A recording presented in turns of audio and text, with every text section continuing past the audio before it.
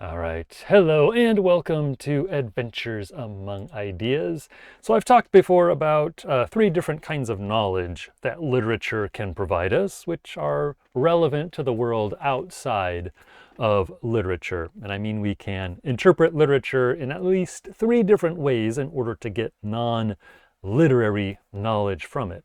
So literature can give us propositional knowledge, behavioral knowledge, and reorientational or just orientational knowledge. I've talked about these in other episodes, but to kind of review. So propositional knowledge is knowledge that something is the case. When we read literature as historians or psychologists or other scientists, we're often looking to gain propositional knowledge. Behavioral knowledge, on the other hand, is knowledge how to do something. And literature has been one important ways in which knowledge about how to behave has been culturally transmitted. And then orientational knowledge is knowledge about how to experience the world. It gives us patterns that can help us understand our experiences or make our experiences meaningful. And I took this basic schema, this basic outline from Morse Peckham. Peckham did not say that these three kinds of knowledge were the only kinds of knowledge derivable from literature. They were just the only ones he could think of. But according to the philosopher Dorothy Walsh, who I'll talk about today, there is a fourth kind of knowledge that literature can give us, and this is what I want to talk about. This fourth kind of knowledge is knowledge of what it's like to have or to undergo a certain kind of experience. This is knowledge of what it's like to be a certain sort of person in a certain sort of situation, having certain beliefs, and so on. I'll call this experiential knowledge just to have a convenient name for it. And experiential knowledge seems quite close to orientational knowledge. And in fact, all these kinds of knowledge are related, but Walsh's discussion of knowledge, of experiential knowledge, is different enough from what I've talked about before in terms of orientational knowledge that I'm going to treat it as something different, but you'll see some connections between experiential and orientational knowledge as we go. So experiential knowledge, experiential knowledge experiential knowledge is similar, I would say, to the older idea discussed by various philosophers in the late 19th into the early 20th century. So this is similar to knowledge by acquaintance, this older idea of knowledge by acquaintance. But Walsh's idea of experiential knowledge is rather different than, for example, Bertrand Russell's idea of knowledge by acquaintance. And this is especially true because Russell and other earlier philosophers focused on our acquaintance with the world, kind of our direct acquaintance with reality, with the things of the world, while Walsh is interested in acquaintance with artworks, and especially with the experiential content of literary art. So to understand the knowledge we get from literary art, we need to think about what literary art is about. So what is it about? What is literary art about? And for Walsh, literary art is about human experience, fundamentally. So the fundamental subject matter of literature is human experience. But literature does not just give us information about experience, which of course you can get in other ways. Literature presents experience. It gives us an experience about experience, you might say. So you can say that literature is a presentation of human experience so that it may be experienced by another human, by a reader. By experience here, I mean the workings of, not to be too mysterious about it, by experience, I just mean the workings of our various organismic capacities or capabilities like perceptions and cognitions and emotions and so on. So an experience, this is a distinction that Walsh makes, deriving from Dewey's work. So an experience, as distinct from just experience, is experience raised to the level of awareness. So when we realize we are undergoing experience, we're having an experience. Experience per se, just experience, is unitary. There's just the world as experienced. But an experience involves a duality of experiencer and experienced, of self, that which experience is, and other, that which is experienced. So in an experience, we realize that we are experiencing something in a certain way. So that distinguishes an experience from just experience. And what a literary artist does is present an experience or set of experiences. The literary artist articulates an experience in language, or translates this experience into language, transforms it into language, embodies it, or incarnates it in language. And the reader's task then is to experience this experience, to participate imaginatively in the experience as embodied in literary language. It is to realize what this experience is like. So the reader is, the goal kind of the reader is to realize what this experience is like, to experience what a certain kind of experience is like. You experience what it is like to be in certain circumstances, to be a king or a pauper or a businessman or a prostitute. What it is like, you experience what it is like to be lost at sea, or to fight in the Battle of Gettysburg, or to be in a love triangle as a certain sort of person in a certain sort of historical or imagined circumstance. But, Walsh warns us, the experience incarnated in the poem, these are her words, the experience incarnated in the poem, the experience that is the very substance of the poem, is not actual experience. So it's not, the experience in the poem is not exactly the poet's experience, because experience per se is an ephemeral thing, right? Experience is not language.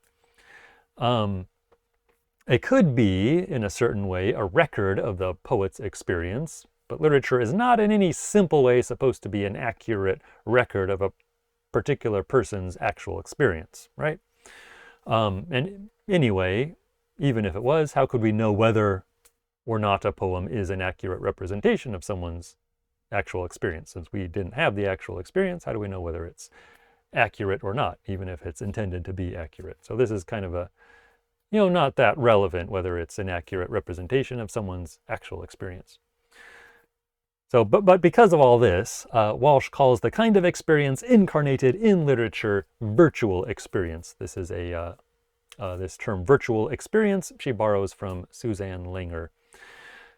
Anyway, virtual experience, this has some advantages over actual experience. So virtual experience in literature is more stable over time than, for example, a remembered experience. So as readers, we can return to the stable structure of words in the literary text. We can return to this over again and again to verify our experience, to enrich our experience of the text. We can realize, we can understand the experience more fully because it's set down, and we can return to it in this way. And of course, because the virtual experience is external to us, it's there on the page, in the book, whatever, we can share the experience with others in a way that we can't share our actual experience. Virtual experience has what Walsh calls permanent and public presence. Permanent and public presence, as opposed to the ephemeral privacy of most actual experience. And then from the perspective of the writer, virtual experience can be articulated with an elaboration and a nuance that you can't normally get just by telling someone extemporaneously about an experience, like when you tell your friend what happened that day or something.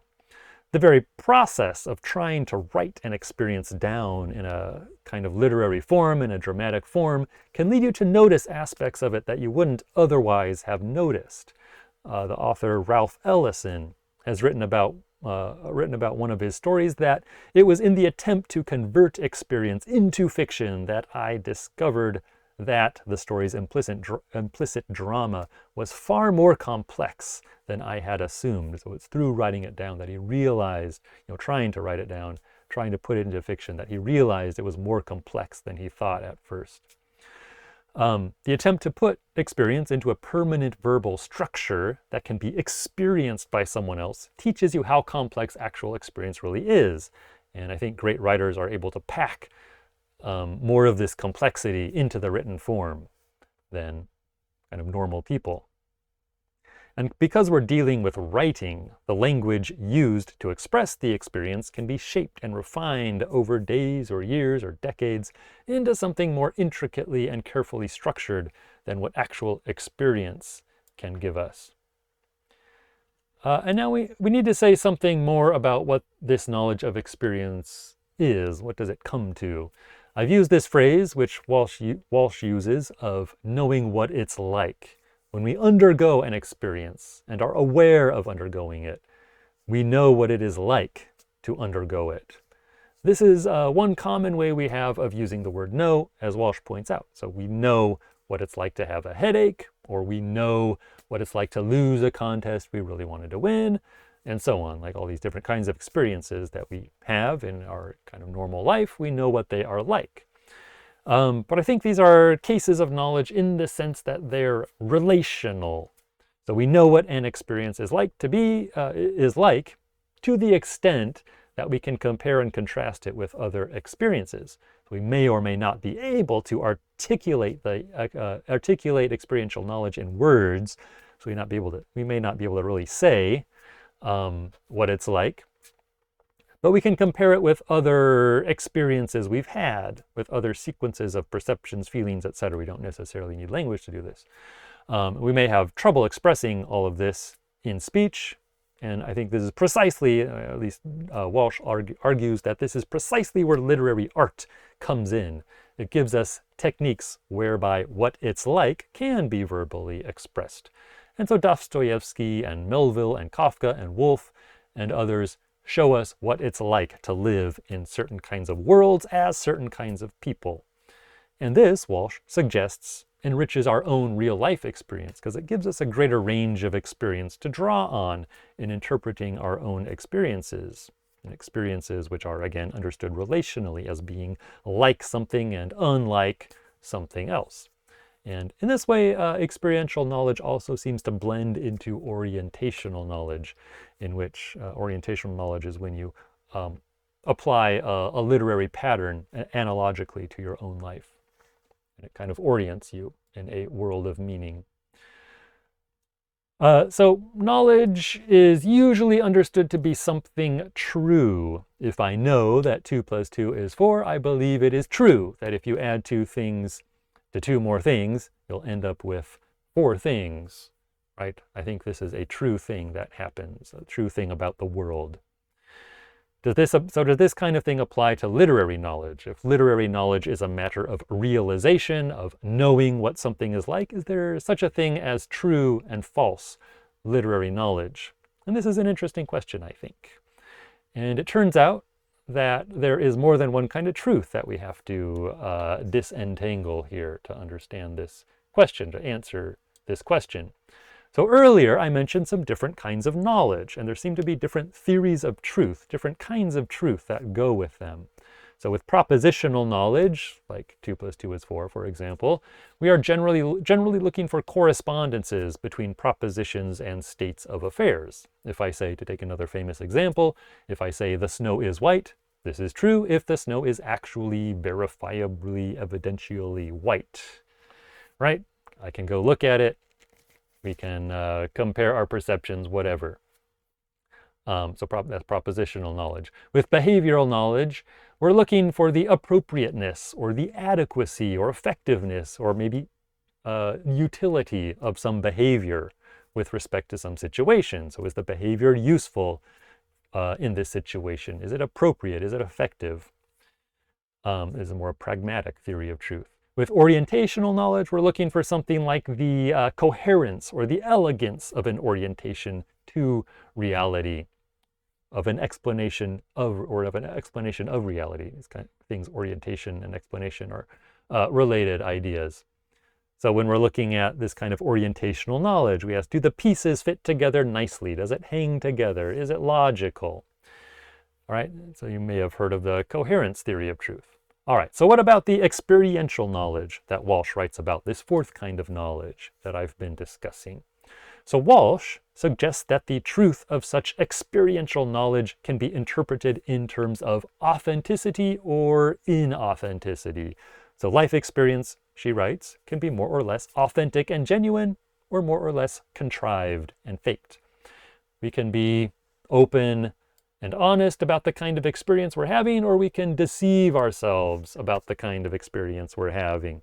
So there's, for example, the kind of hedonistic party person who suddenly realizes they've been deceiving themselves about the supposed fun they've been having, that in fact they've been trying to distract themselves from feeling a deep hollow emptiness at the center of their existence. And the fun they thought they were having was inauthentic because it was an effort at self-deception. And Walsh writes that, quoting her, the self is to some degree aware of the dishonesty it practices on itself. We can catch ourselves insisting to ourselves that the experience is thus and so, but the vehemence of our insistence is the sign that somehow we know otherwise. So we vehemently insist that we're really having fun, that we're really in love, that we're really fulfilled, and so on, when we suspect that the opposite is really the case. Right? Like the person who's always kind of bragging is another example. Always saying how great they are when they suspect that actually they are not so great. And I think, of course, on a higher order level, we could be authentically deceiving ourselves. I think, this gets a little bit complicated.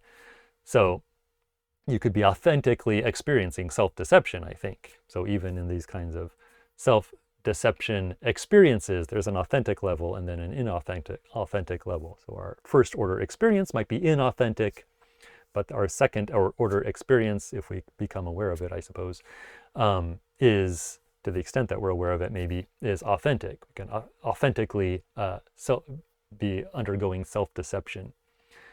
Kind of in a similar way that a lie is authentically a lie when you actually know what's true, right? Anyway, that's kind of a side note. So actual experience can be inauthentic. So I've been talking about actual experience so far, right? So actual experience can be inauthentic. And literature, which is virtual experience, can also be inauthentic. And there are various modes of literary inauthenticity. Walsh, when she's discussing this, uses words like pretentious, banal, contrived, telling rather than showing. And maybe I can give another example that might be helpful. So when I was a young man, I read Ayn Rand's The Fountainhead and also Atlas Shrugged. And both novels are ideological, they're propagandistic. They exist, in other words, to promote Rand's particular philosophy. And this is true of a lot of literature. I mean, it's not necessarily a drawback.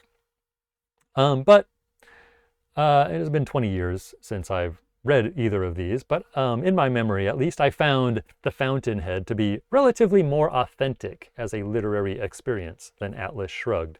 So the characters in The Fountainhead were relatively more subtle and complex, or lifelike, we say, and many of the experiences portrayed seemed somehow more real or authentic than what I found in Atlas Shrugged. There are scenes from The Fountainhead that I still remember kind of vividly and as being true to life. And I can't really say the same about Atlas Shrugged. This is all relative, of course. Different people will experience the books differently. And I wouldn't necessarily describe The Fountainhead as great literature in any case, at least as I remember it. But in contrast to The Fountainhead, Atlas Shrugged, I would say, felt more contrived and pretentious in terms of its style and the characters and the situations.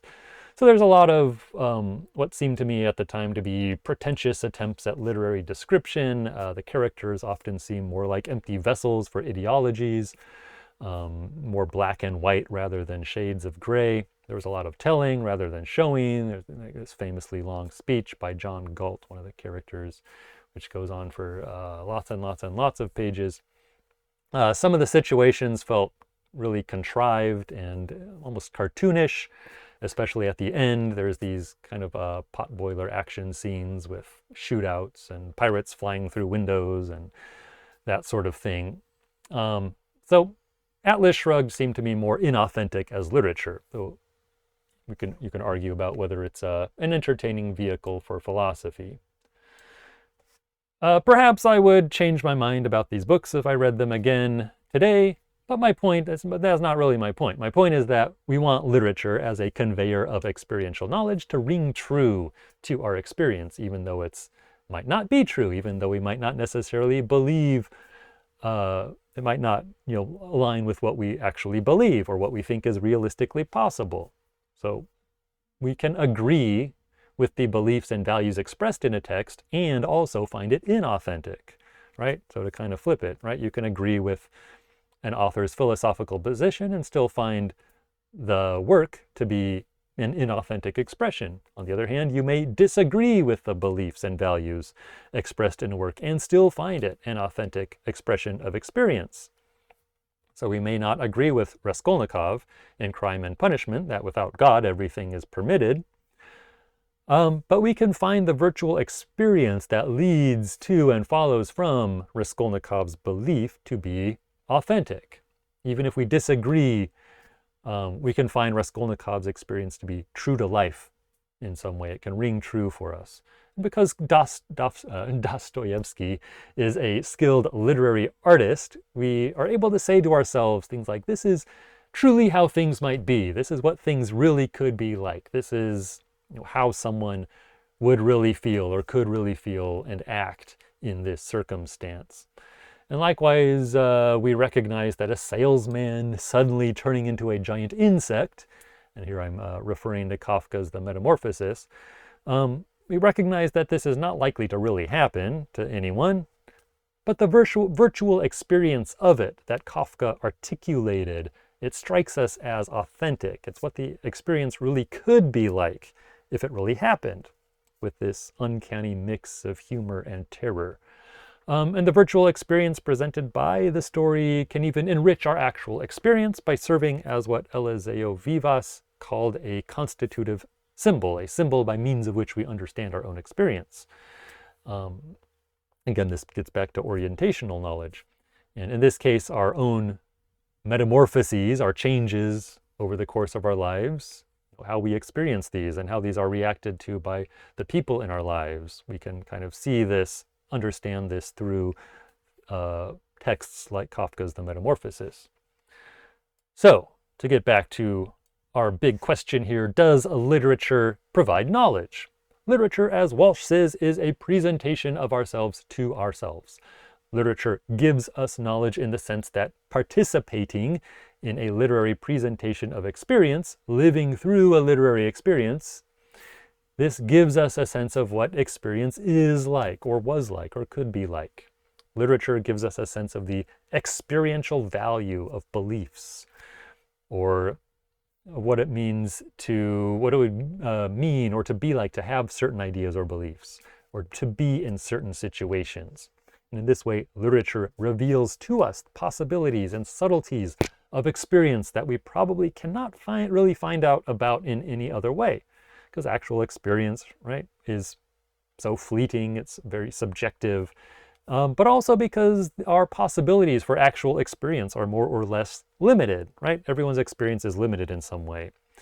I will hopefully never be lost at sea. I don't spend a lot of time floating around on the sea, but I can experience virtually what it would be like to be lost at sea, what it might be like to be lost as a certain kind of person in a certain kind of situation, lost at sea.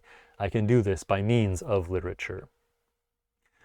All right, so this is how Walsh gives us a fourth kind of knowledge available in literature, along with what I've already talked about in terms of behavioral knowledge, propositional knowledge, and orientational knowledge.